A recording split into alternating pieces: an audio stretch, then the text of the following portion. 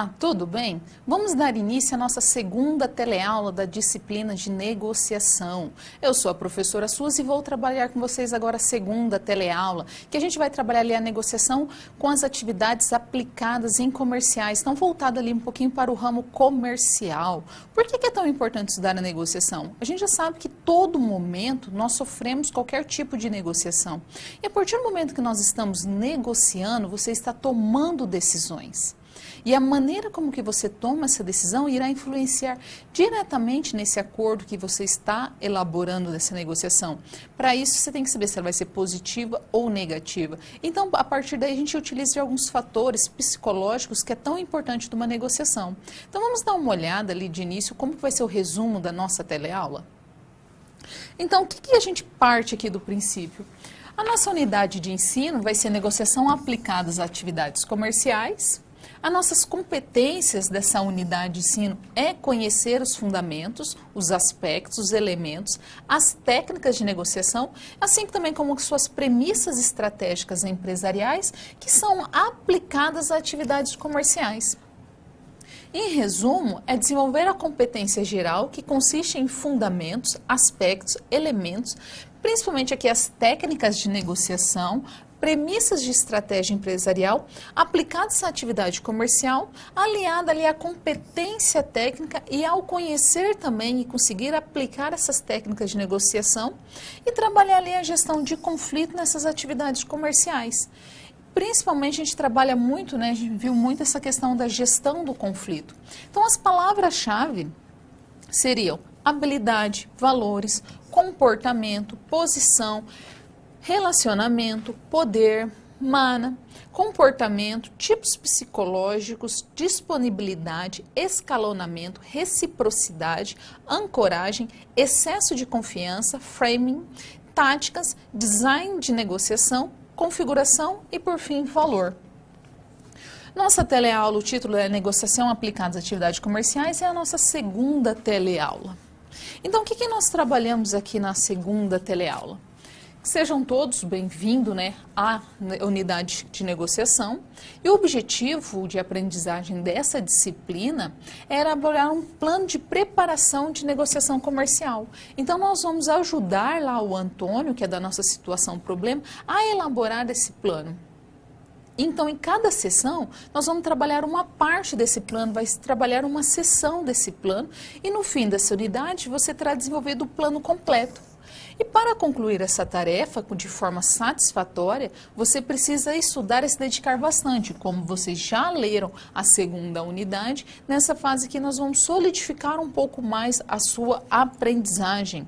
Então, para que essa situação seja, e esse objetivo seja alcançado, você tem que acompanhar e desenvolver essa nossa situação baseada na realidade proposta dessa unidade. O que seria a situação desta unidade? Na situação da realidade profissional, a gente começa ali traçando a trajetória do estudo da negociação. Então, a gente continua acompanhando ali o Antônio e ele segue fazendo sua negociação com a Xinho. Lembrando que ele está um pouco nervoso, né? Ele está com os nervos à flor da pele.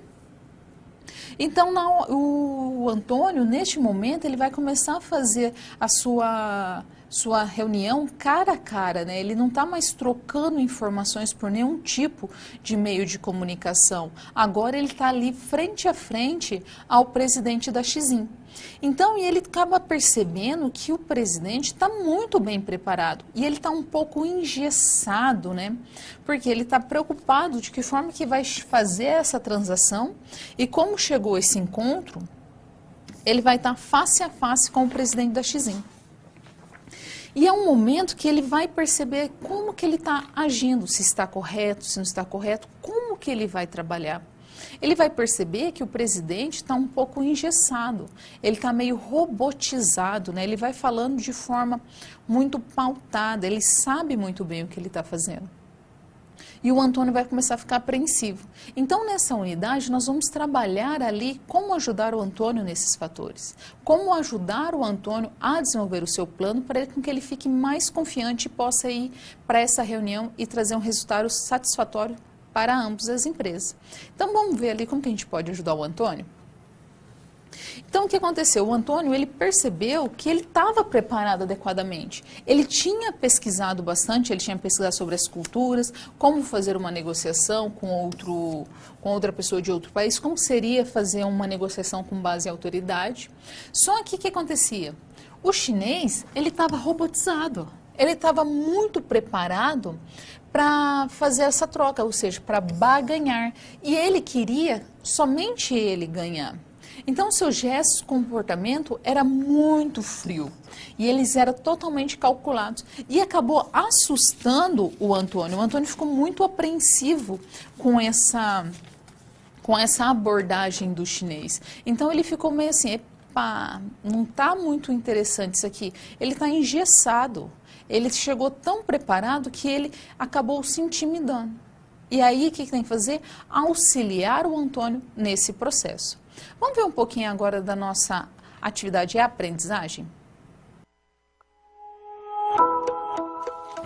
Chegar a um acordo sobre o preço de algo, definir a data de entrega de produtos ou serviços, decidir como será utilizado o dinheiro da família. Em algum momento, você ou alguém que você conhece irá fazer algum tipo de negociação. A negociação é a comunicação entre duas ou mais pessoas com o objetivo de chegar a um acordo. Mas isso não é tão simples como parece. Uma negociação bem-sucedida precisa ter transparência na comunicação, ter os objetivos de negociação definidos, manter um diálogo racional e ter empatia com o outro lado. Nas SPs dessa unidade de Estratégia Empresarial e Negociação, veremos como proceder para ter sucesso em diferentes negociações. Pronto para começar? Então acesse o livro didático e o material complementar que você encontra no seu ambiente virtual. E não se esqueça de fazer os questionários das pré- e pós-aulas de cada sessão. Bons estudos!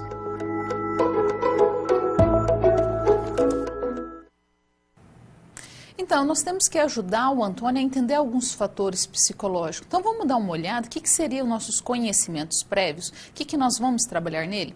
Vamos trabalhar inicialmente ali algumas ferramentas psicológicas da negociação, aquelas ferramentas que podem ajudar e auxiliar nesse processo de negociação. Muitas vezes, se mostrar ansioso demais numa negociação ou mostrar que você deseja realizar aquela negociação pode até mesmo atrapalhar. Vamos colocar uma situação seguinte, você deseja vender um carro. Gente, esse aqui é meu carro. Vou colocar aqui. Bom, desenho muito mal, eu já falei isso. O que acontece? Você deseja vender esse carro. Aí o que acontece? Você vai... Chega um possível comprador, olha para o seu carro e fala assim, olha, eu gostei desse carro, mas eu vou pensar e eu vou trazer essa resposta para você depois. Aí o que acontece? Quando passa um dia, 2 dias, ele não informou esse tempo, você já liga para ele e fala assim, olha, você decidiu se vai ou não vai comprar meu carro? Isso pode parecer um pouco de desespero. E aí ele pode fazer o quê? Exercer algum tipo de ferramenta psicológica em cima dessa pessoa que deseja vender esse carro, porque ele sabe que ele está mostrando algum tipo de desespero ou uma necessidade muito grande em vender esse carro. Então, por isso que às vezes é tão importante conhecer e trabalhar essas ferramentas psicológicas. Em seguida, habilidades e comportamento do negociador. Que tipo de habilidades que o negociador deve de ter? Como que pode ser trabalhada essas habilidades? De que forma que essas habilidades vai influenciar? Pode ser habilidades como foco e atenção, a alta capacidade de adaptação, que é muito importante, a confiança, o poder de resolver alguma questão com o seu raciocínio analítico, a partir do momento que vai falando, alguns dados ali já vai sendo processado. Então, são itens que podem facilitar e ajudar a negociação a partir do momento que você conhece essas habilidades. Ou mesmo jogo de poder. O que acontece quando tem um jogo de poder? O jogo de poder, ele vai influenciar diretamente quem está exercendo o maior poder ali nessa negociação. Então, às vezes, você tem um jogo ali que você entra nessa negociação se achando fraco e você vai influenciar diretamente no outro, vai falar assim, olha, ele não está muito bem preparado para essa negociação, ele está ali se mostrando vulnerável, então o que eu vou fazer? Eu vou exercer meu poder em cima dele, eu vou aumentar o meu poder para diminuir o poder dele. Então, conhecer também como que funciona o jogo de poder faz com que você chegue em qualquer tipo de negociação mais preparado. E por fim aqui as técnicas e as práticas da negociação, né? De que forma que pode ser trabalhado essas técnicas? Como que pode ser desenvolvido? Então aqui nós temos o quê? A nossa situação geradora de aprendizagem. E aí que nós temos? A gente vai ter que ajudar o Antônio a conduzir uma negociação com a empresa Xim. O Antônio tem uma empresa de publicidade e ele foi convidado, né? Quem foi atrás foi o presidente da Xim. Ele foi fazer uma proposta para o Antônio de que forma que ele poderia, a empresa de Antônio, trabalhar para a empresa dele. Só que daí o Antônio, ele ficou muito apreensivo no começo e ele precisava desenvolver algumas estratégias para a sua negociação e ele começou a estudar. E Antônio, ele precisa resolver o seu problema, né? Porque se ele tivesse estudado muito sobre essa negociação, por mais que ele estava se sentindo preparado, no momento anterior, a partir do momento que ele começou sabendo que ele ia ter que fazer essa reunião com o empresário da Xim cara a cara, ele começou a se sentir com os nervos da flor à pele. Como ele tinha falado antes, ele estava já se sentindo com calafrio só de pensar. Então, psicologicamente falando, ele não estava preparado para isso.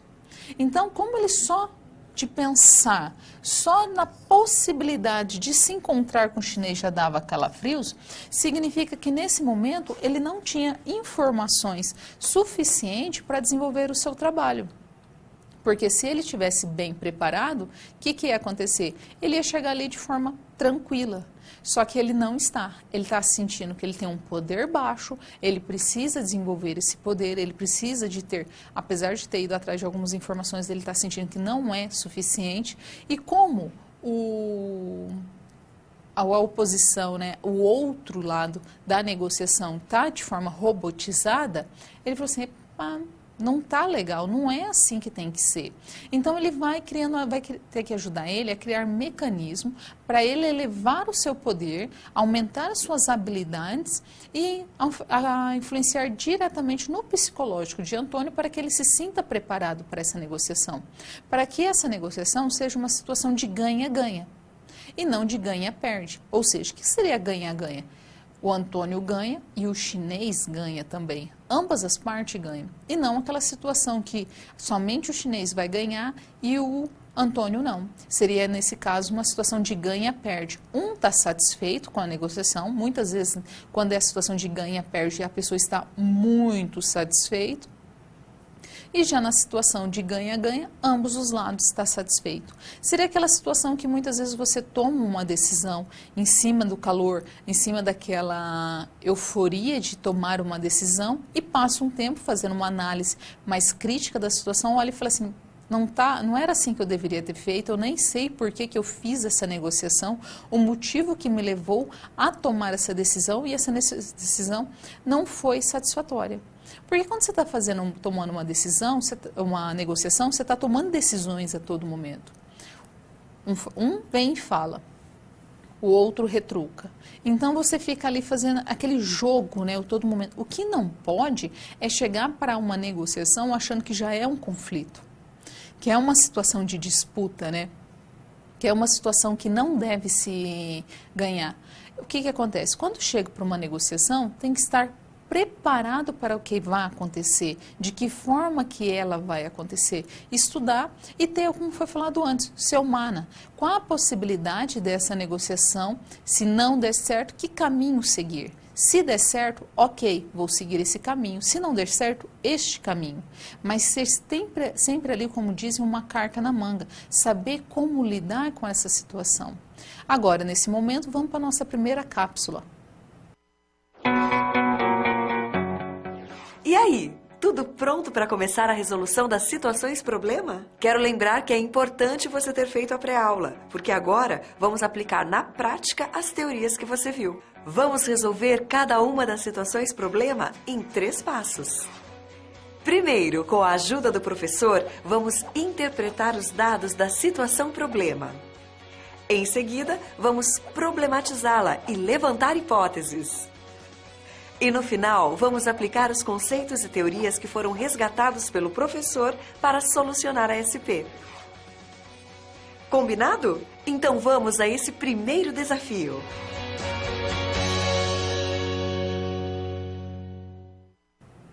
Então vamos lá para a nossa primeira situação problema dessa unidade. O que nós temos como foco aqui? Ajudar o Antônio com a sua agência, né? E ajudar ele a fazer essa negociação com a Xin. Então, o primeiro passo é elaborar um documento que irá compor o plano de preparação para a negociação comercial. E nesse plano, a primeira fase aqui, nós devemos escolher 5 habilidades que achar interessante e pensar uma maneira de acabar treinando o Antônio com essas habilidades, né? O que seria interessante fazer nessa fase? Então, assim, quais seriam uma das habilidades e comportamento do negociador? Uma delas seria foco e atenção. Então, por que seria tão importante ter foco e atenção? Muitas vezes, quando vai se fazer uma negociação, gasta-se, né, muito tempo. E esse tempo ele tem que ser gasto de uma maneira aproveitosa, porque muitas vezes a negociação vai, olha, não está interessante, volta, e ela vai e volta, até se ajustar com um denominador que seja interessante para ambos os casos. Então, é preciso estar muito atento e ter foco para que nenhuma das etapas de ida e vinda acontece uma discrepância ali e possa vir atrapalhar. E aí, não pode ter nenhum tipo de distração. A segunda seria a capacidade de adaptação, né? É muito importante o negociador conseguir se adaptar de forma satisfatória. Um bom negociador é aquele que consegue se adaptar a cada novo desafio e enfrentar da melhor forma possível, da melhor forma que seja interessante para ele, né? Então, às vezes, uma mesma negociação que ele está acostumado, mas muda o cenário, pode atrapalhar a capacidade de adaptação. Vamos colocar assim, ele está acostumado a fazer uma negociação sempre no seu escritório na empresa. Passa um tempo, ele vai fazer o quê? Ele resolveu fazer uma negociação fora de uma empresa num barzinho. Só que está muito quente e ali não tem ar-condicionado, não tem o que ele possa controlar. Então, ele pode sofrer qualquer tipo de influência externa que ele pode não sentir ele vai acabar se sentindo incomodado, influenciando ali na sua capacidade de adaptar aquela situação, ou mesmo ele ter uma situação que ele não chegou de fato, o outro negociador chegou com uma proposta já mais incisiva, fazendo com que ele sinta acuado. Então, essa capacidade de adaptação é muito importante para o negociador. Em seguida, ele tem que ter confiança. Por que é tão importante ter confiança? Acima de tudo, a maneira como que você lida com a situação, você consegue confiança buscando informações. Quanto mais informações você tiver, é bem aquela premissa mesmo. Você busca os dados, você transforma esses dados em informação que você gera conhecimento. Gerando conhecimento, você chega na sabedoria dessa negociação.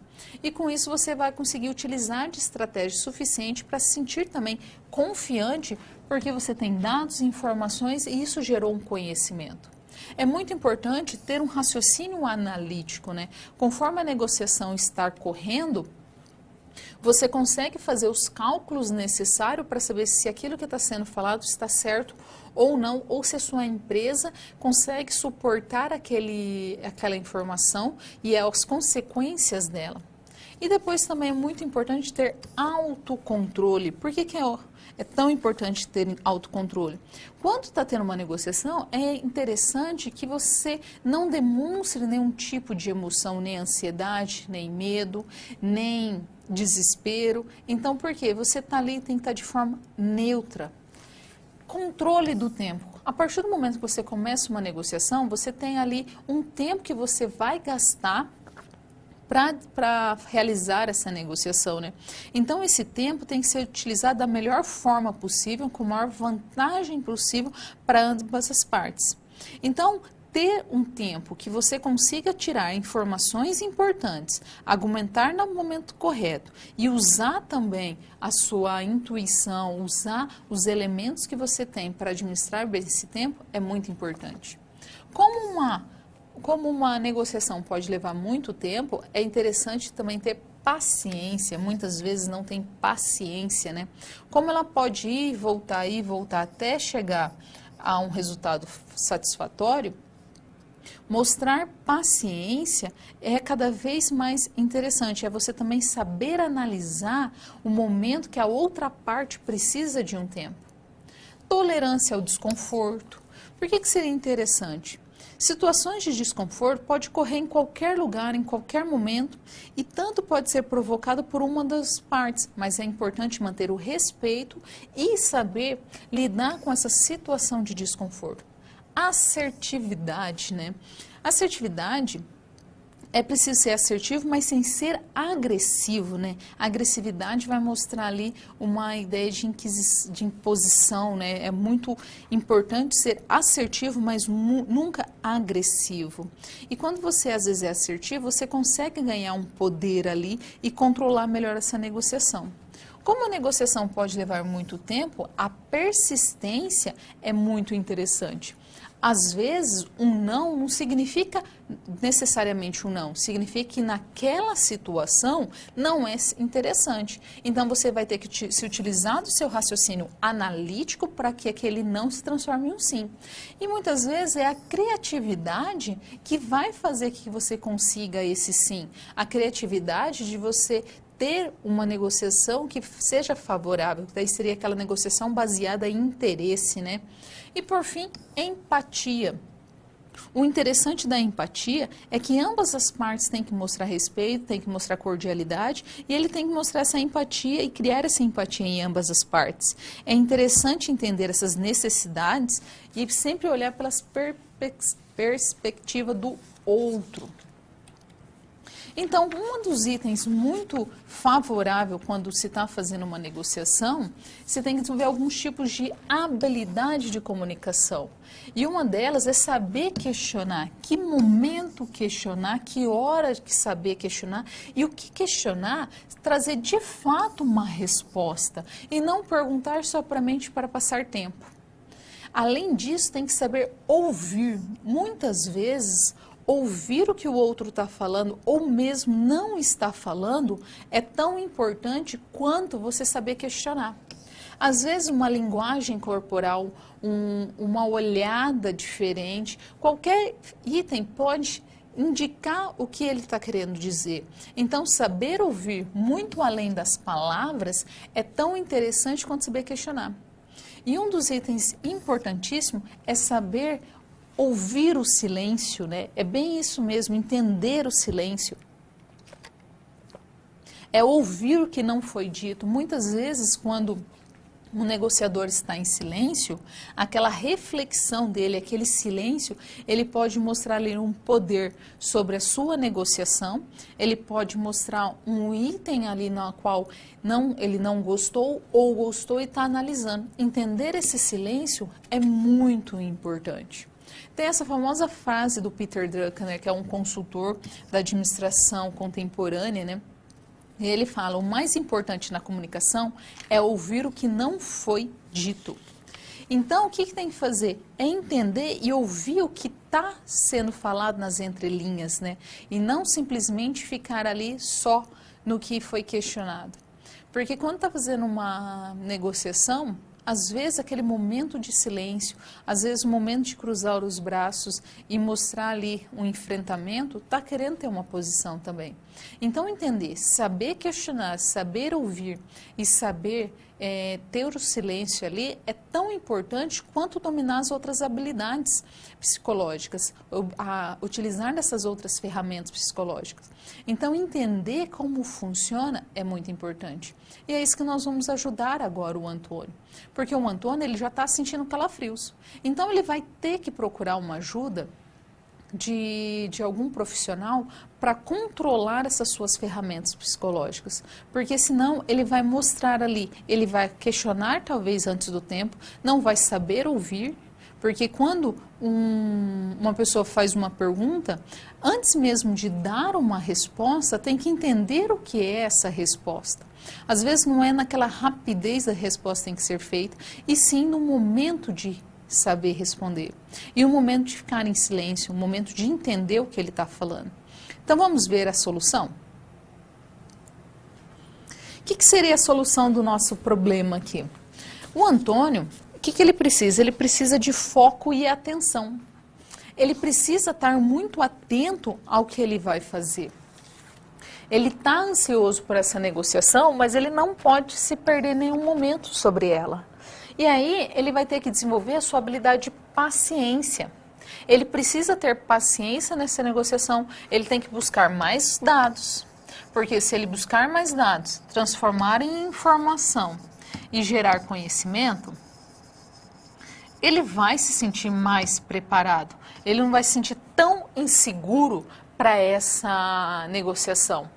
E aí, ele tem que ter o quê? Uma capacidade de se adaptar. Para o Antônio, nesse momento, é muito interessante. Ele sabe que a sua empresa precisa dessa negociação, precisa fazer trabalhar a campanha publicitária da Xin. Ele sabe que isso é muito importante para a empresa dele, para o crescimento dessa empresa dele também. Mas o interessante é trabalhar essa capacidade de adaptação. Então, se não der certo, ou se der certo, o que ele vai fazer? Ele não pode se sentir acuado simplesmente porque o presidente veio para a entrevista. E ao momento que ele está fazendo essa negociação, ele não pode simplesmente tentar analisar depois o que pode ou não pode ocorrer. Ele tem que analisar naquele momento. Ele vai ter que analisar naquela parte. Então, por isso que é tão importante o Antônio, ele ter um raciocínio analítico dessa situação.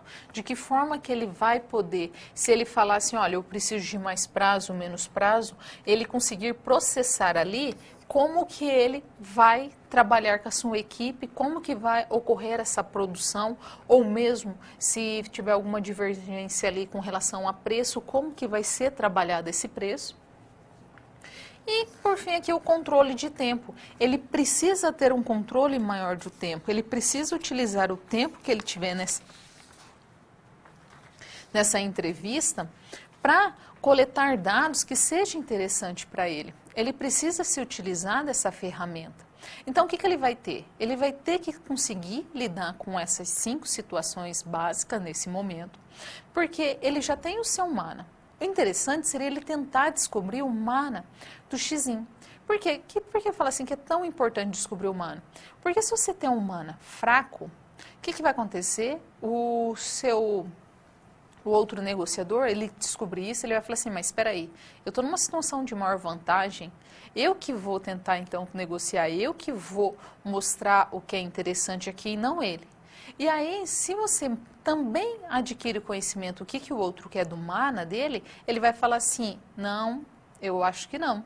Eu posso fazer esse item, eu não posso fazer esse é meu limite. Então, conhecer o mana da outra pessoa é tão interessante quanto você saber o seu mana também. Esse melhor negócio, a melhor alternativa, né, de acordo de negócio é tão importante quanto se preparar os outros itens. Então, você saber o que ele espera de você, o que você de fato espera do outro, é muito importante, porque você vai utilizar esses dados, você vai utilizar essa informação para saber que caminho seguir também. Então, às vezes, numa reunião logo de início, saber fazer qualquer tipo de questionamento vai facilitar você saber como que ele vai lidar.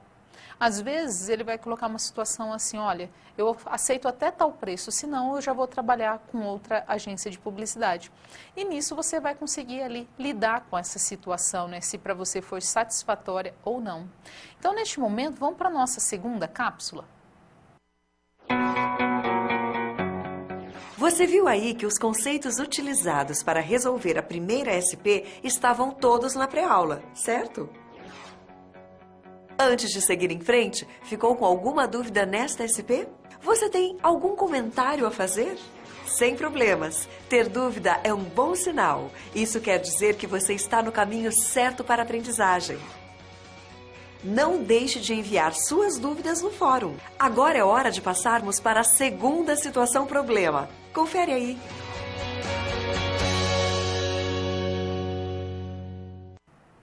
Então, o Antônio chegou o grande dia, né?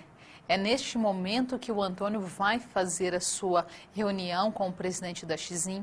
Ele já estudou a cultura, ele já estudou, está com o seu mana preparado, ele está com algumas ferramentas psicológicas ali que ele sabia que ele tinha que desenvolver, já que ele estava tão apreensivo, ele estava tão enfático ali, ele estava tão com tanto medo de realizar essa reunião, mas ele está enfrentando essa situação de forma corajosa.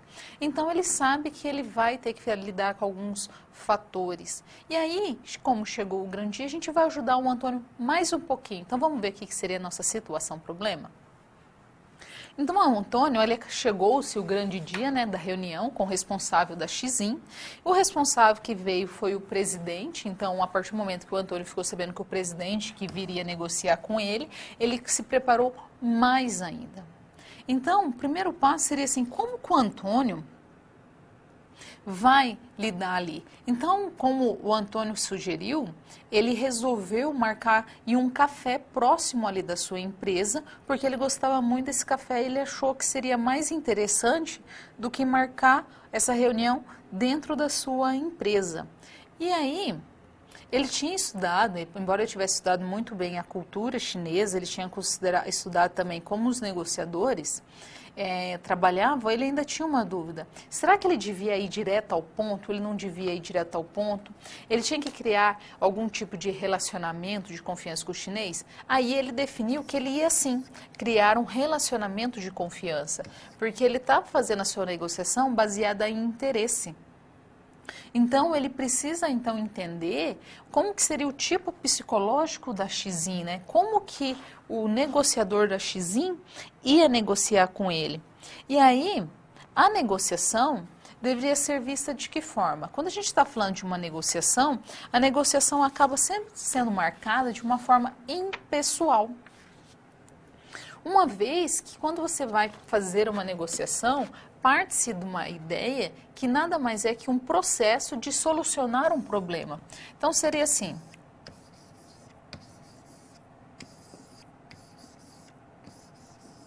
Uma pessoa tem o que a outra deseja.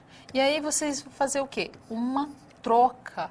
Vai tentar trazer o que o outro deseja para si. Então, a partir do momento que há algum problema, seja no caso ali da empresa que ela precisa desenvolver uma campanha publicitária para os chineses, ele pode falar assim, olha, como essa empresa está começando, o trabalho deles são de qualidade, foi muito bem recomendados, eu quero que eles façam esse trabalho para mim.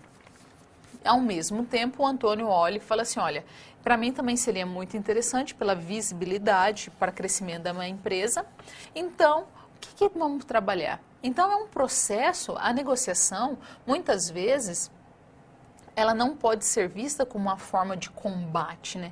Muitas vezes ela é vista como combate, mas não deve ser, ela tem que ser de forma impessoal.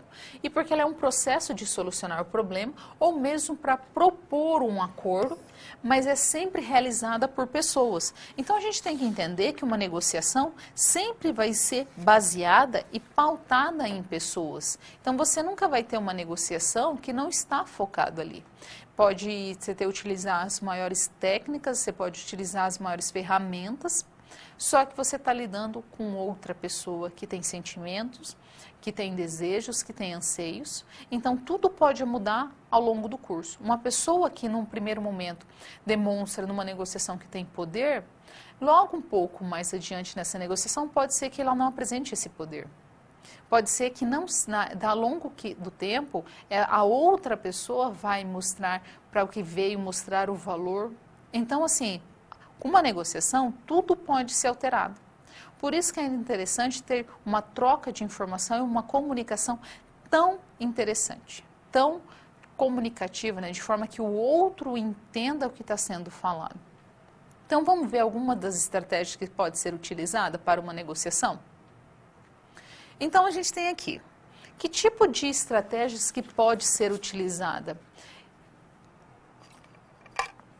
Existem alguns tipos de comportamento que são inerentes a todo negociador.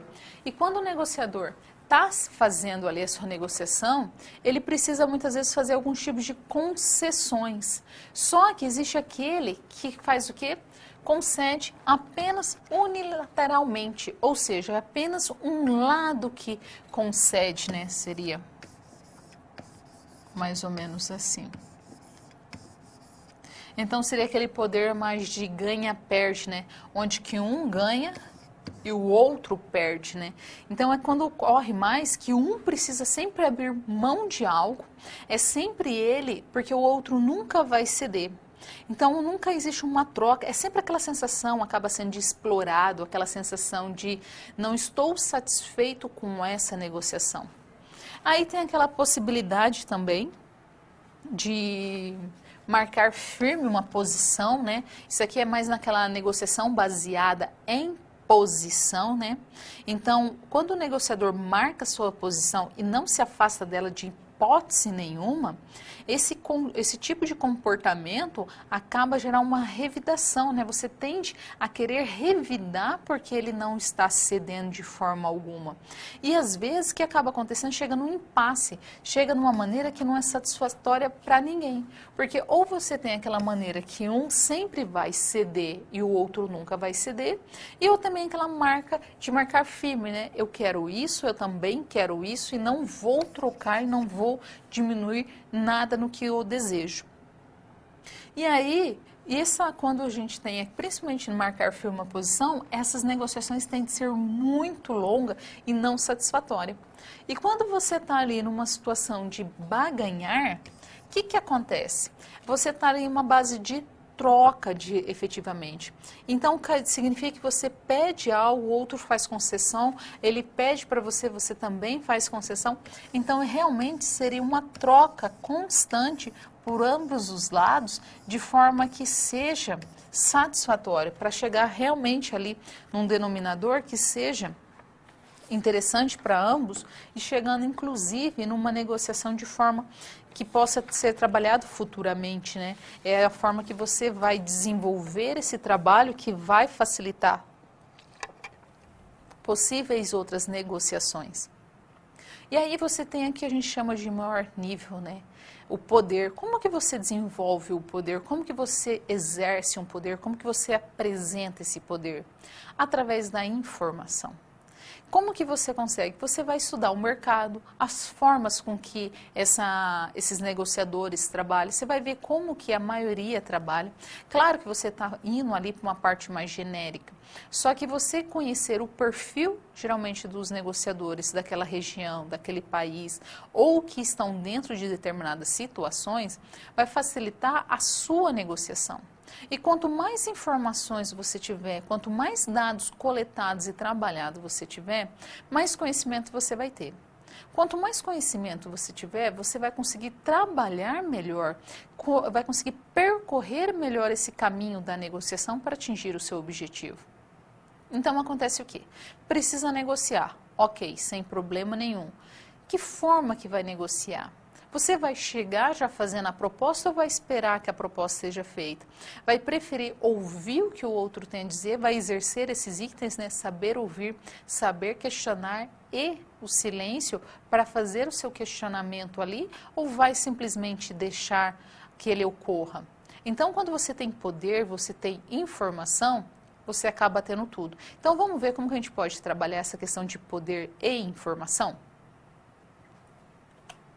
O que nós temos aqui? A partir do momento que você tem o poder, você se sente forte, você se sente grande, muito mais do que você apresenta fisicamente, né? Mas você tem conhecimento. Então, a partir do momento que você tem conhecimento, pode ser por qualquer tipo de mídia, por qualquer tipo de informação que você buscou, seja às vezes por uma questão de tempo, por uma questão de logística, alimentação, você está preparado para aquela situação, faz com que você tenha um poder maior sobre essa negociação.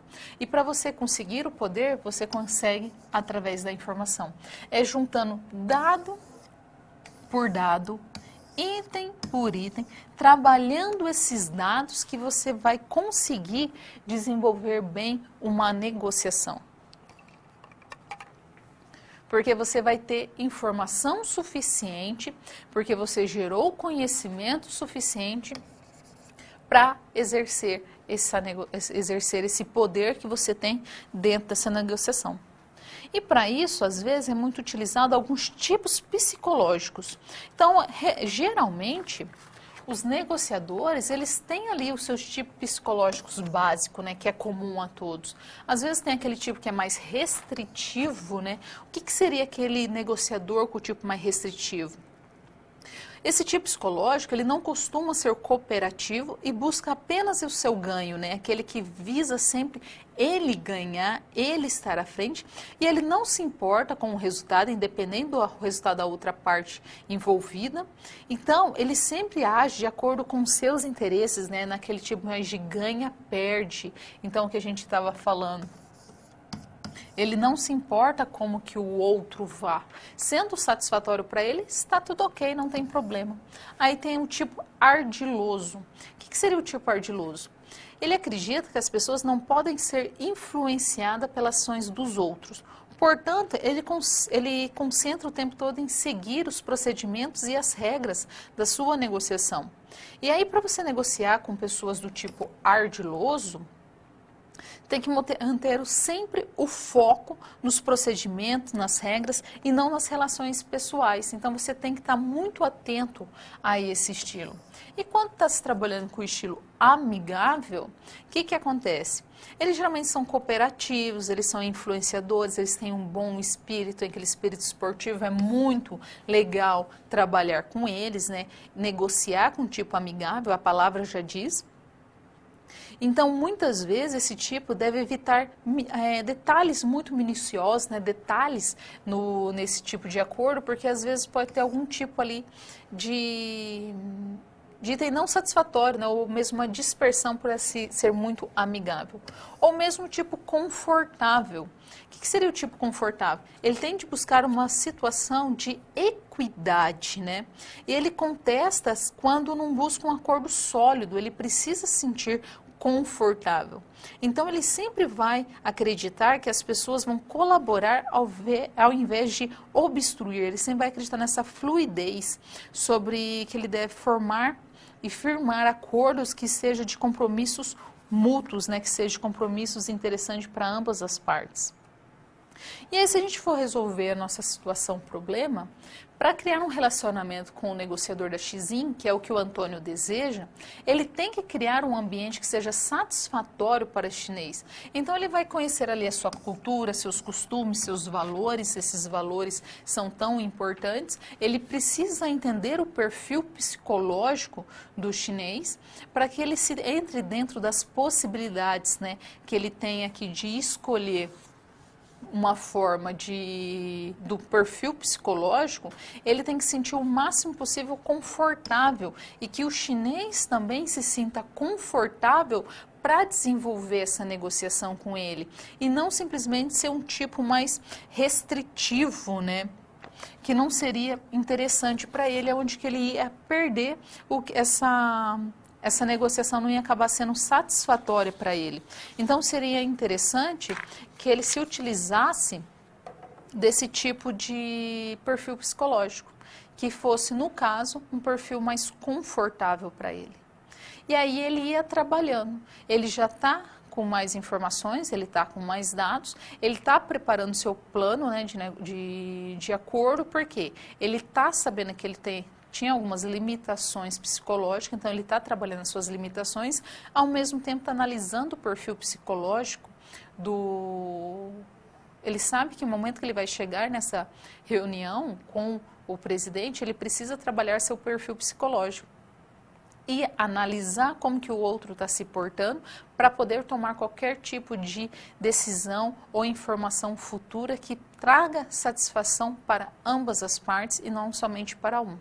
Então ele precisa conhecer muito bem dessas ferramentas, ele precisa desenvolver e a partir do momento que alguma dessas ferramentas, algum desses perfis acontecer no momento da reunião, ele saber que atitude ele deve tomar, ele saber o que ele deve fazer naquele momento.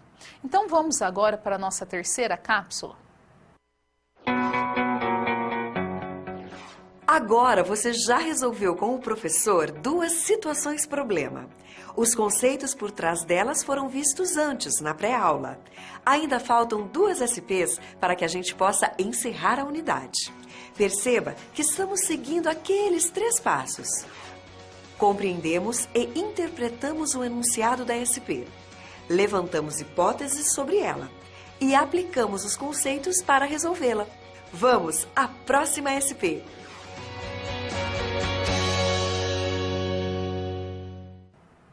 Então, quando o Antônio começou a sua reunião, né, quando ele estava frente a frente ali com o chinês, ele começou a perceber que estava tudo muito robotizado, estava tudo muito engessado e ele não se sentiu confortável, né, ele não se sentiu bem com aquela situação. Então vamos ver o que a gente pode trabalhar nessa SP para ajudar o Antônio. Então, o Antônio, durante essa negociação, ele percebeu que o executivo agia sempre de maneira muito bem pensada, muito bem programada, né? Muito bem analisada. É aquilo que nós chamamos de não dar nenhum tipo de passo em falso, né? E aí parecia até que esse negociador, ele estava ali agindo com pouca naturalidade, para ele não seria muito natural ali, parecia que estava tudo muito mecanizado, muito bem planejado, estudado, estruturado, né? Então o Antônio foi bem cuidadoso naquele encontro, o foco dele ali era aproveitar para conhecer a outra parte e ele acabou evitando ali de se comprometer com acordos futuros. Essa era a ideia do Antônio, ele queria mais conhecer ali a outra parte e como que a outra parte ia agir. Eles marcaram uma reunião para ir há 2 dias e o Antônio estava bastante preocupado com a atitude tomada pelo chinês. Ligou para Carlos, que era seu amigo, e aí pediu para o Carlos o que ele poderia sugerir para ele, o que ele poderia trabalhar. Daí o Carlos falou assim, olha, que ele conhecesse um pouco mais dessas ferramentas psicológicas, né? O que ele poderia trabalhar? Aí o Carlos acabou indicando, ele desenvolveu um documento, um relatório, que irá compor esse plano de preparação para o negócio, para essa negociação, e ele vai utilizar o quê? Ele deve listar pelo menos 6 ferramentas psicológicas que vai facilitar esse processo de conhecer um pouco mais de como pode funcionar. E aí nós temos o quê? A nossa problematização. A negociação, ela nada mais é do que um episódio no qual o negociador é levado a tomar várias decisões. A partir do momento que está fazendo uma negociação, está tomando várias decisões de forma frenética, de forma rápida. Então, vamos colocar assim, se ele pede um prazo maior sobre um determinado item, ele sabe que ele vai ter que ver com a sua, não é simplesmente, ok, eu entrego antes. Ele tem que pensar, peraí, isso aqui vai envolver a minha equipe de produção, eu vou envolver minha equipe de logística, eu vou ter que analisar se eu tenho maquinário suficiente para isso, o que eu tenho que fazer para conseguir ter esse prazo. Às vezes, naquele momento que está sendo negociado o prazo, ele tem que fazer um raciocínio analítico de que forma ele possa utilizar de todos esses fatores, de todos esses elementos, para que ele consiga entregar esse produto de forma satisfatória, com qualidade, do jeito que foi imaginado, mas sempre ele está ali pressionado porque ele está tomando decisões e ao mesmo tempo ele está ali tendo que ter a pressão do tempo. Porque ele não pode levar muito tempo fazendo essas análises. Então, a negociação é uma série de pequenas decisões que são tomadas a todo momento.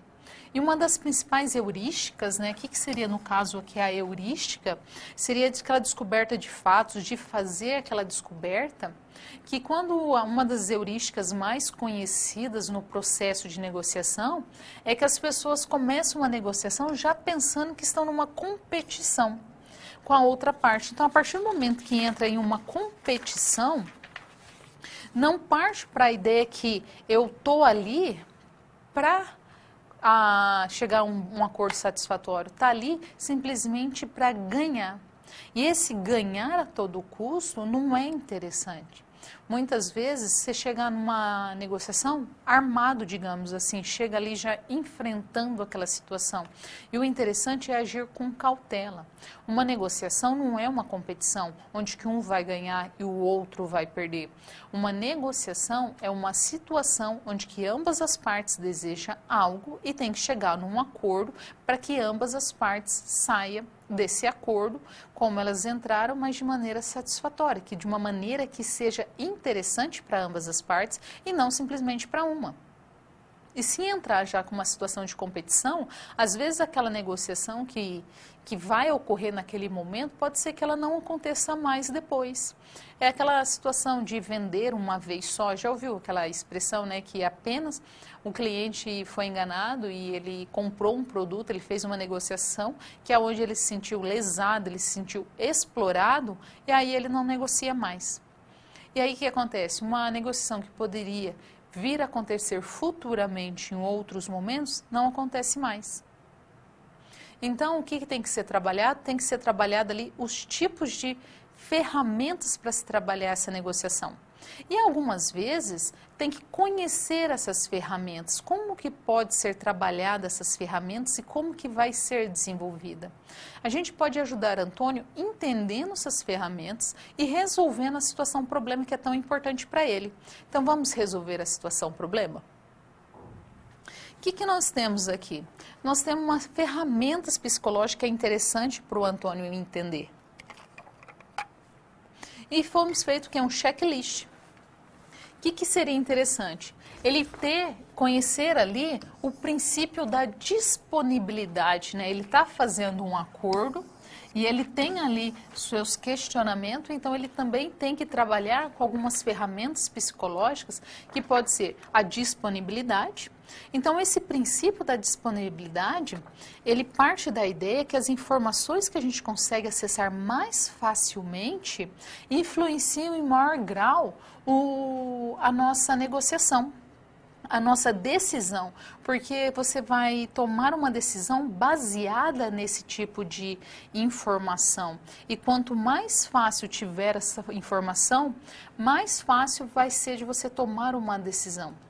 E aí, ou mesmo do escalonamento ou agravamento, né? O que seria esse escalonamento ou agravamento? Essa ferramenta sugere que os bons negociadores devem sempre olhar para a negociação sobre uma perspectiva da outra parte. Ou até mesmo se você estivesse fora dela, né? Você não estivesse participando, se você fosse um terceiro item dessa negociação, assim você vai conseguir enxergar melhor essa negociação, ter uma visão mais ampla de como que ela pode ocorrer. E aí você chama ali, porque você não vai cair naquela situação de competitividade, né, nessa negociação, você vai olhar para essa negociação de forma diferente. E aí também tem a questão da reciprocidade. O que seria a reciprocidade? Ela é representada com alguém nos acaba referindo a algo ou sentimos sempre naquela obrigação de devolver algo porque recebemos. É aquele exemplo clássico, né, de você estar carregando algum item no mercado, ou mesmo você para o carro na rua e aí uma pessoa olha o seu carro. Como você chegou e esse carro não teve problema nenhum, a pessoa muitas vezes não pediu nada em troca, mas você se sentiu na obrigação de devolver alguma coisa. Daí você dá algum trocado, algum dinheiro sobre isso. Então a reciprocidade é interessante. A ancoragem seria o que nesse caso aqui?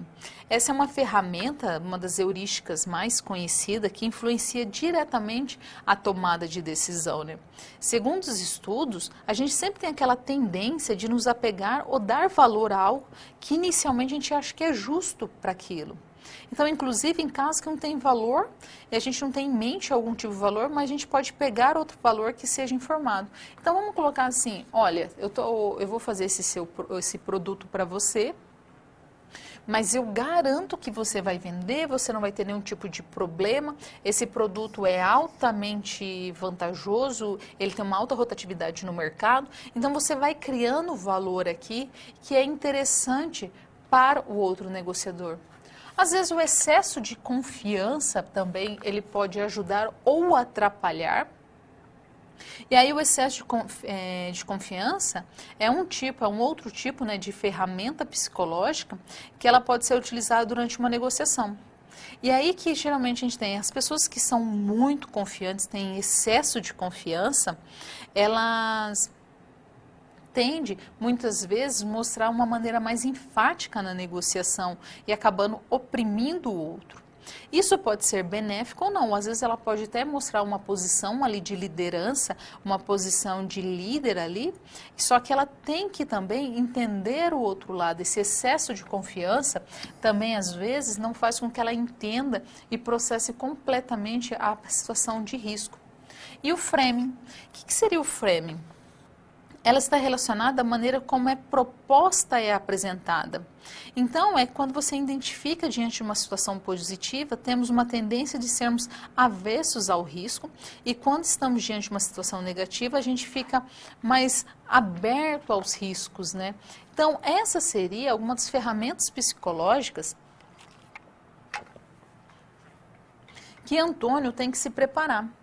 Então, o Antônio, ele tem que estar preparado para essas ferramentas e ele tem que olhar e falar assim, olha, que tipo de ferramenta é interessante naquele momento? Nessa negociação está sendo trabalhada. O que acontece com essas ferramentas? Como que vai ser trabalhado? Que tipo de ferramenta ele vai utilizar mais na sua negociação? Então, ele achou que as outras ferramentas que ele tinha estudado era suficiente. Quando ele foi buscar mais ferramentas psicológicas, ele percebeu quanto que o seu plano está ficando grande, né? Porque ele está fazendo um plano ali baseado em interesse, em conhecimentos mútuos, ele deseja que ele tenha uma negociação baseada num tipo mais confortável, né? Que o tipo de negociador seja aquele que ambas as partes vai ganhar. Ele quer desenvolver uma negociação onde que seja satisfatória para ele e para o Xzinho, só que daí ele vai trabalhar com esses fatores psicológicos, ele vai trabalhar com todos os itens psicológicos que vai facilitar. Então, quando ele fez essa lista, de agravamento, de tipos de ferramentas psicológicas, de framing, ele foi percebendo que muitas vezes o item de reciprocidade seria tão interessante para ele quanto os outros. Então, ele também percebe que se ele oferecer um pouco mais de algo que a Xzinho não espera, que o presidente da Xzinho não espera, pode ser que ele receba também um pouco mais. Porque é aquela troca, né? É bem aquilo, eu vou te dar algo que você não espera e receber em troca. Seria como se você estivesse saindo de um supermercado e está cheio de sacola, aquelas sacolinhas pesadas, e alguém te oferece uma ajuda e para levar essas sacolas até o carro. Aí essa pessoa faz essa reciprocidade para você, ela faz esse benefício e você vai ali e dá algo em troca. Pode ser financeiro ou não. E numa empresa, quando está se trabalhando ali um contrato de acordo, como está trabalhando uma proposta de negociação, que é no caso da Xzinho, com a empresa de publicidade do Antônio, é interessante que o Antônio possa oferecer algo além do esperado. Algo que o presidente Xi olha e fala assim, não estava esperando por isso, que interessante, olha que vantagem que eu estou tendo de negociar com essa empresa, por isso que eu escolhi essa empresa. Então, ele fazer esse tipo de, trabalhar essa ferramenta psicológica, utilizar dessa ferramenta é tão interessante quanto ele trabalhar as outras ferramentas psicológicas. Ele tem que utilizar daquela que pode trazer maior vantagem para ele. Ele tem que tentar maximizar o máximo possível dentro dessa negociação, aonde que essa negociação traga mais retorno para ele. Então, agora, neste momento, vamos para a nossa quarta cápsula. Até agora, vimos 3 situações-problemas sendo resolvidas pelo professor, com conceitos que aprendemos na pré-aula.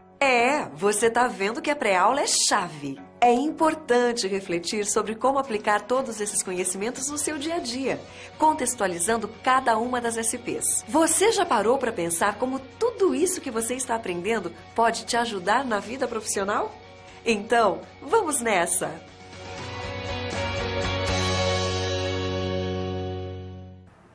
Então, vamos ver o que o Antônio vai trabalhar ali na nossa quarta situação problema. Então, o Antônio, ele foi para a sua segunda reunião, lembra que a reunião foi marcada ali para 2 dias depois da primeira reunião com a presidenta Xi, e ele precisava ali combinar alguns termos do negócio, né? Ele já estava se sentindo um pouco mais preparado. Então, ele precisava entender e combinar os termos, mas só que o chinês, ele continuava rude, ele continuava negociando como um robô, igualzinho no primeiro encontro. E a conversa seguiu e Antônio apresentou sua proposta um pouco acima do humana, do que tinha definido, mas que ele acabou aprendendo nos estudos que ele foi feito ao longo do tempo, que Carlos estava ajudando ele. Mas o Antônio, ele foi surpreendido por 2 pedidos do presidente da Xi, 2 pedidos que ele não esperava. E aí, qual seriam esses 2 impasses, né? O que vamos fazer para ajudar o Antônio? Então, Antônio está com 2 problemas ali a serem solucionados. E aí, o que é? Um dos primeiros pedidos é que o presidente da Xi exigia que as ilustrações do trabalho fossem feitas por Renato. Renato é um famoso ilustrador brasileiro, altamente competente, famosíssimo. Ele também afirmou que a empresa estava sem verba para custear esse projeto. E naquele momento, quem teria que arcar com essas despesas seria o Antônio, no caso, né? E ele não estava questionando o preço pedido, mas ele precisaria o quê? Que esse projeto fosse pago em 2 anos. Então, ele não teve um problema ali, nesse caso, de aumentar ou abaixar o preço. O problema foi na proposta que foi apresentada. Então, o que ele tinha que trabalhar? Aí, Antônio, pensando, ele lembrou da negociação 3D. O que seria a negociação 3D, né? A negociação 3D, ela parte ali da ideia de você ter uma visão mais ampla dessa negociação, né? A negociação sobre 3 dimensões, né? E uma delas é a tática. O que seria a tática? A tática, ela não é um único ponto a ser considerado, né? É uma habilidade importante para a tática e ela precisa, para ela ser bem sucedida, né? Ela é bastante conhecida, ela é muito tratada, ela é muito utilizada numa negociação. E aí ela conhece o quê? Ela parte do conhecimento da situação, a capacidade de comunicação, a de confiança, a preocupação com as diferentes culturas, entre as outras habilidades que pode apresentar naquele momento e situação que pode aparecer e devem ser trabalhadas ali. Então, quando você está trabalhando uma situação 3D, você tem a possibilidade de ter um dos elementos, que é a tática, ou também você tem o design da negociação, né? O design da negociação, ou também conhecido como forma de conduzir o processo da negociação. Está mais relacionado ali à habilidade que o negociador deve possuir em elaborar um acordo que crie valor para a negociação como um todo, que esse valor seja interessante. Então, ela surge quando há uma saída clara para uma situação entre que ambas as partes estão ali com um impasse, que é no caso da nossa empresa aqui, do Antônio com a Xim. Ele está com um impasse ali porque ele sabe que financeiramente ele não pode arcar, seu caixa, né? Ele não pode arcar com esses 2 anos de pagamento e, ao mesmo tempo, ele sabe que o Renato vai ter um custo muito alto para a sua empresa. Então, ele precisa criar um valor para que ele consiga desenvolver bem essa negociação, conduzir bem esse processo dessa negociação. Então, ele pode buscar outras opções que sejam um pouco mais econômicas, mas que vá destravar essa negociação, que não vá diminuir o valor dessa negociação. Então, ele sempre visa ali estudar essas possibilidades, estudar as formas com que ele pode conduzir ou manter ali o design dessa negociação. E aí, um outro item do elemento da negociação 3D é a configuração. A configuração deve ser trabalhada em todos os momentos da negociação, né? Não apenas em um único momento. Essa etapa do planejamento e até a elaboração do acordo, ela tem que ser completa, né? Antes de ir para uma negociação cara a cara, o negociador que pensa em todas as dimensões deve ter em mente a configuração e as alternativas que podem viabilizar ou não esse negócio. Essa dimensão, essa perspectiva, né, da negociação aqui 3D com base na configuração, ela parte do princípio que a negociação tem que ser benéfica para solucionar possíveis impasses que pode surgir no momento da negociação cara a cara e que não pode ser resolvido nem com a tática nem com o design, que é o caso que nós estamos aqui enfrentando com a Xim. Então, nesse momento, tem que ser elaborado uma alternativa, uma possibilidade que vá funcionar para ambas as partes. Então, como que funcionaria essa negociação 3D?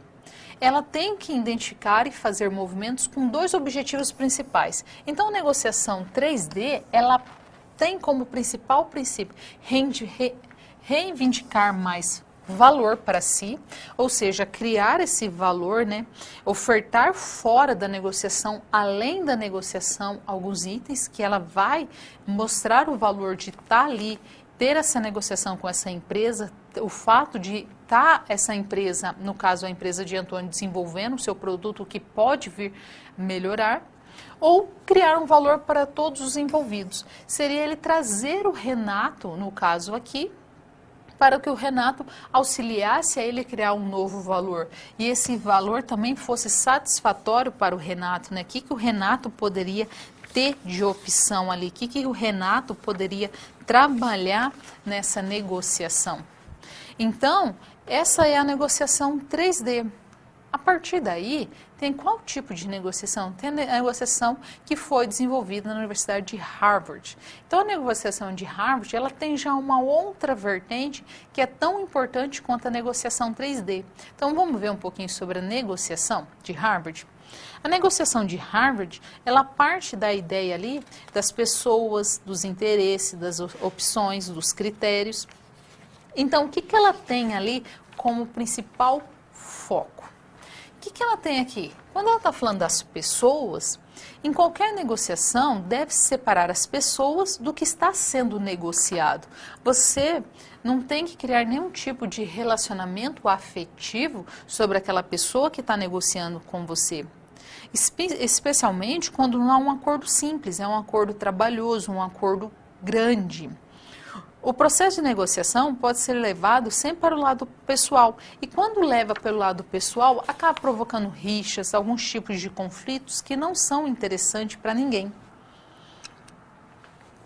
E o problema dessas rixas, dessas picuinhas que pode vir a acontecer, é que acaba desviando do objetivo final da negociação. Então, sempre para evitar que aconteça qualquer tipo de problema na negociação, o método de Harvard, ele coloca ali que deve sempre procurar manter a negociação com base nos critérios dos objetivos, né? Ter ali o que foi, qual o objetivo dessa negociação. Evitar sempre situações subjetivas que envolvam opinião ou julgamento das pessoas, porque aí sim pode criar qualquer tipo de problema. Feito isso, tem que partir o quê? Para o método que é baseado em interesses. Então, deve-se evitar a negociação por posição e ter foco nos interesses mútuos. Lembra da negociação baseada em interesse da primeira teleaula e na negociação baseada em posição?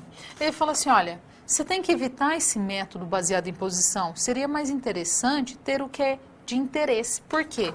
Porque o interesse vai trabalhar com ambas as partes. É de forma mútua os interesses. É o ganha-ganha, né?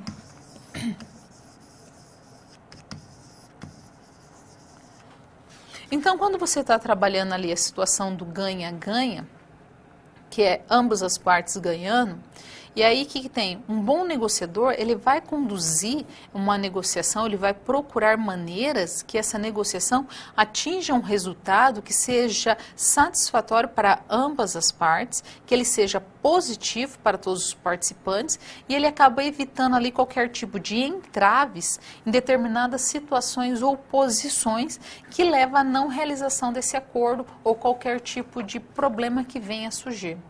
Enquanto que tem ali a de pessoas, interesse e de opções, aí o que ele vai falar aqui na questão de opções?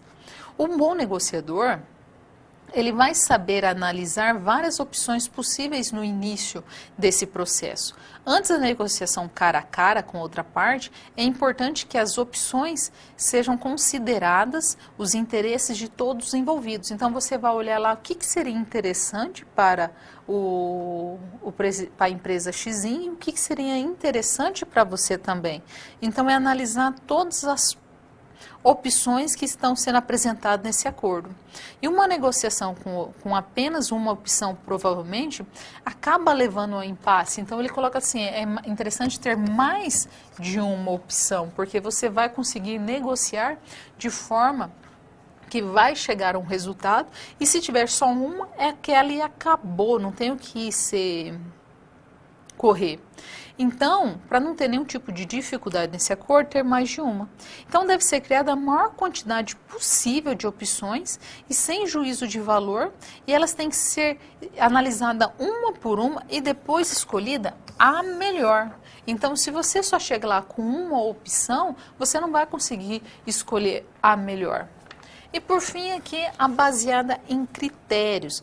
É importante que o negociador saiba definir os critérios, os objetivos desses critérios, né?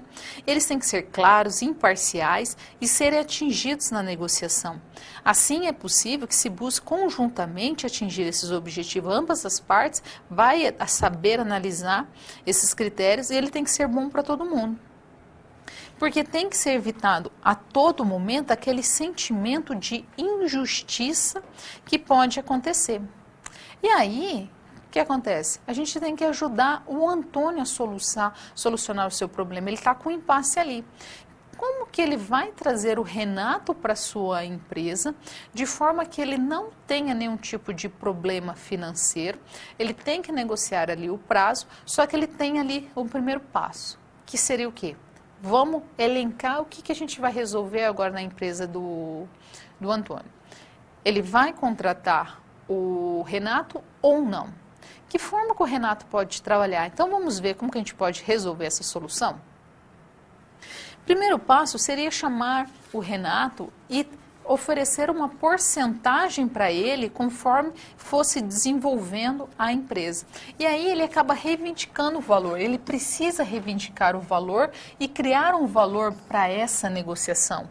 E aí ele precisa trazer para a sua empresa e falar assim, olha, Renato, vou colocar aqui.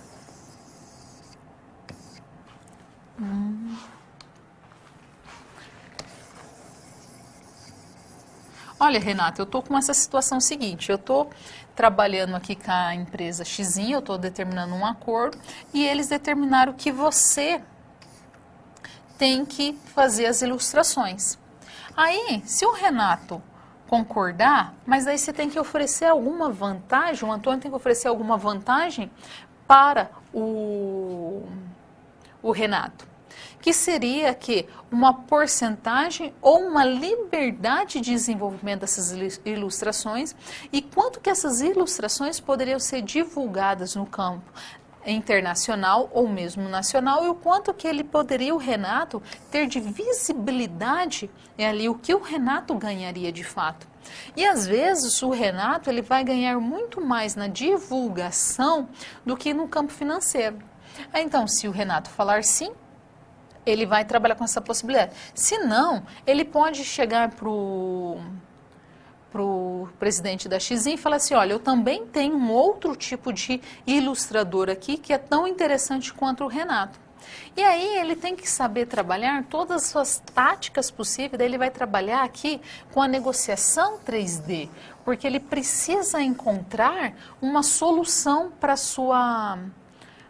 esse problema que se apresentou. Então, ele vai utilizar do design de configuração ou uma forma de conduzir esse processo que seja satisfatório para ambas as partes, para os dois, porque ele vai criar um valor ali, tendo o Renato ou não, e ele vai moldar essa configuração de forma que que ela deve ser trabalhada em todos os momentos da negociação, que seja satisfatória para ambas as partes.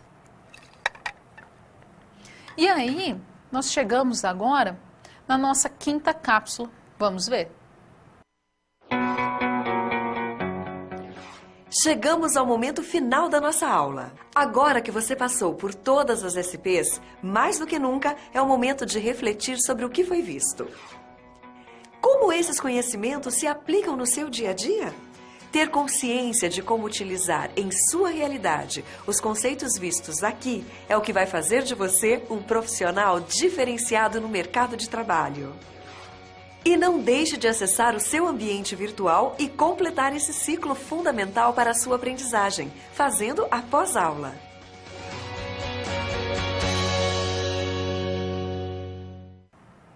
O que nós temos que entender? Muitas vezes, provocar uma situação é você simular a possibilidade daquela existência daquela situação no seu dia a dia. E quando estamos trabalhando com negociações, às vezes tem aquelas negociações que são mais fáceis, aquelas são mais complicadas, aquelas onde coloca algum tipo de impasse, né? Alguma situação que vai te afetar o caixa, que vai afetar, ter algum problema, que seria no caso ali da nossa... Do Renato, a partir do momento que a empresa tem que negociar ali. Então, o que você tem que fazer? Analisar como trabalhar. E aí, muitas vezes, a forma como o outro negociador chega vai influenciar. Então, vamos ver um pouquinho de como que a gente pode provocar uma situação?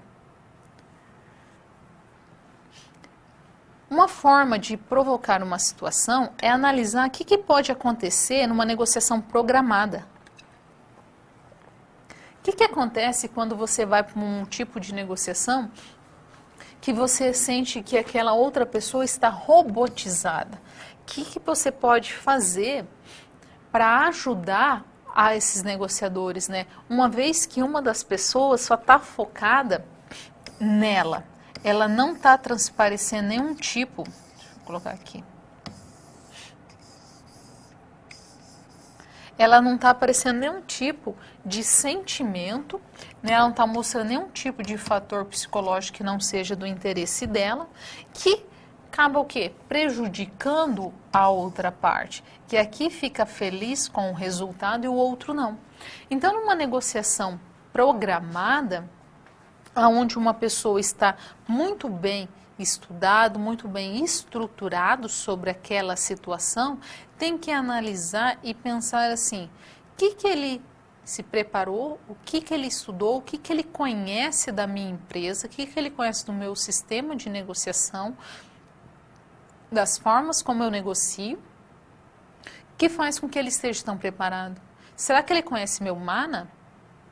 Será que não? O que ele fez para ele estar tão bem preparado? O que ele desenvolveu?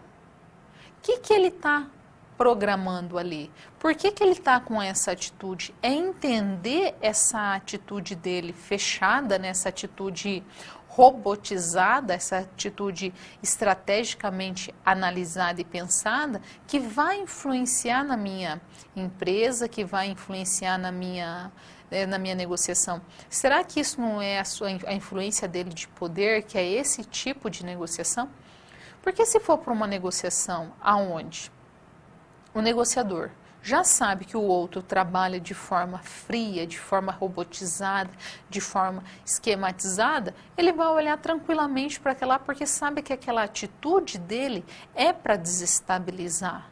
E aí, se ele não tiver estudado, ele não conhecer a outra parte, isso pode causar um grande prejuízo para ele emocional, pode trazer problemas psicológicos que vai influenciar na sua decisão. Porque em vez dele analisar o acordo minuciosamente, principalmente na hora de fechar um contrato, assinar de fato ali um contrato, né, de uma negociação, e você analisar se está correto ou não está correto, analisar item por item pode deixar algumas partes passadas despercebidas.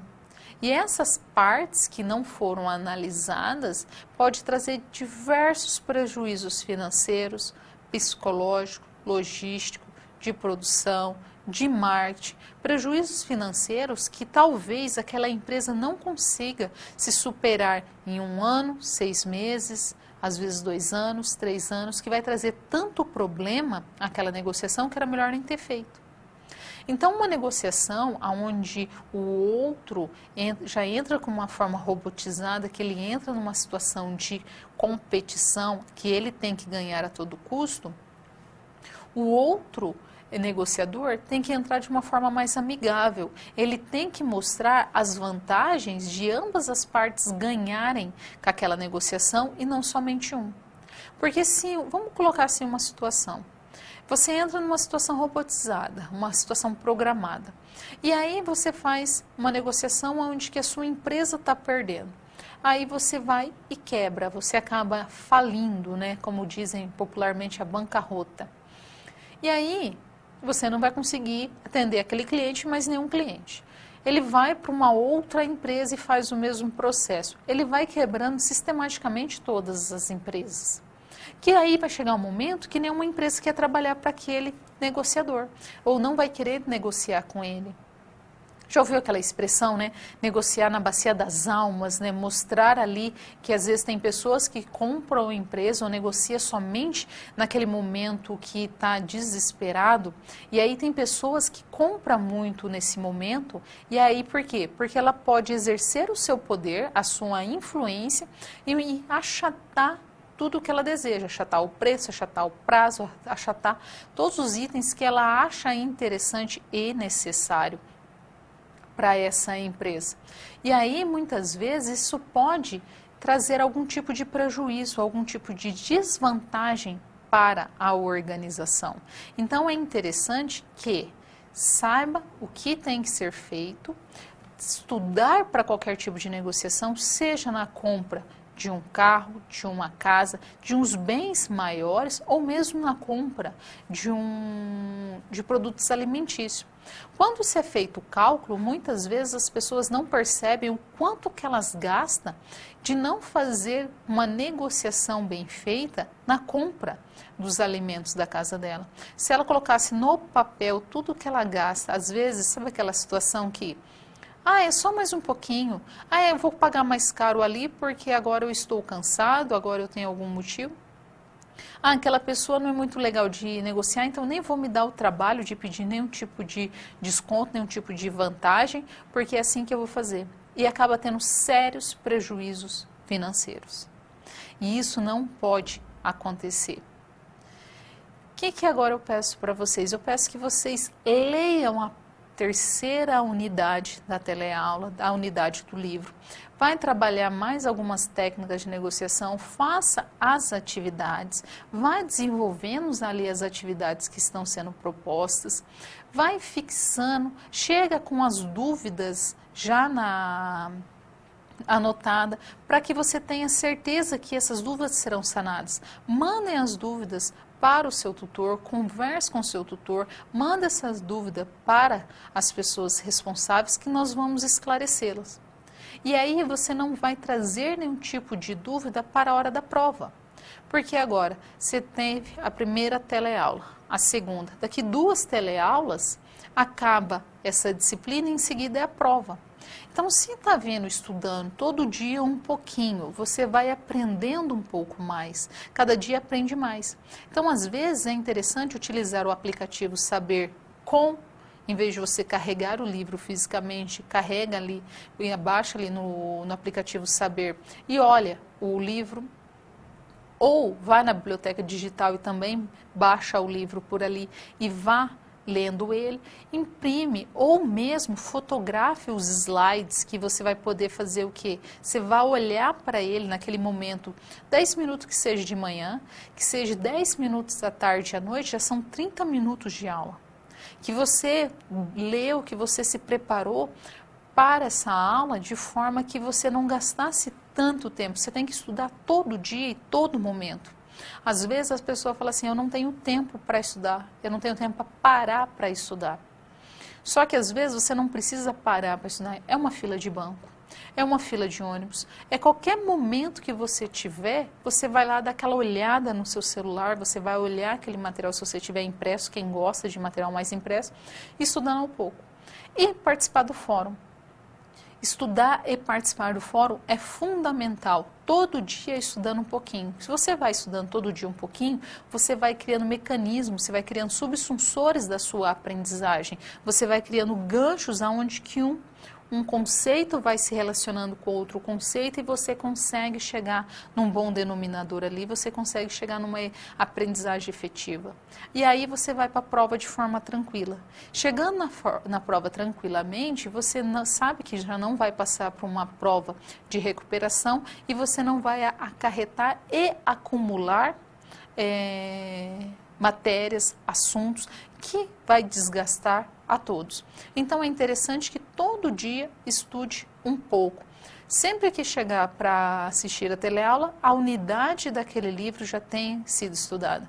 Como agora para a próxima unidade, precisa ser estudada a unidade 3, precisa que as atividades sejam resolvidas, que essas atividades estejam de acordo. Qualquer dúvida que possa surgir, mandem as suas dúvidas que elas serão esclarecidas. Uma aprendizagem efetiva acontece sempre com essa troca, aonde você age ativamente na sua aprendizagem.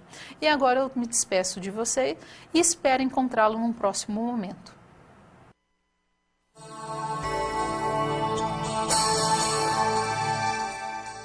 Em toda negociação, chega um momento em que as partes precisam discutir seus interesses. E quando isso acontece, elas irão usar todas as técnicas e táticas que possuem para atingir seus objetivos. Um bom negociador deve saber como respeitar os limites do outro e também não deixar seus valores e crenças pessoais afetarem uma negociação comercial. Muitas vezes insistimos em uma ideia e tentamos convencer os outros de que ela é necessária. Essa persistência pode ser algo bom, mas saber fazer concessões é tão importante quanto saber insistir. Existem 3 comportamentos que podem ser adotados sem precisar levar a negociação a extremos: conceder unilateralmente, manter firme a posição e barganhar. Conceder unilateralmente é abrir mão de algo que se deseja sem pedir nada em troca, o que pode trazer a sensação de que não conseguiu conduzir uma boa negociação.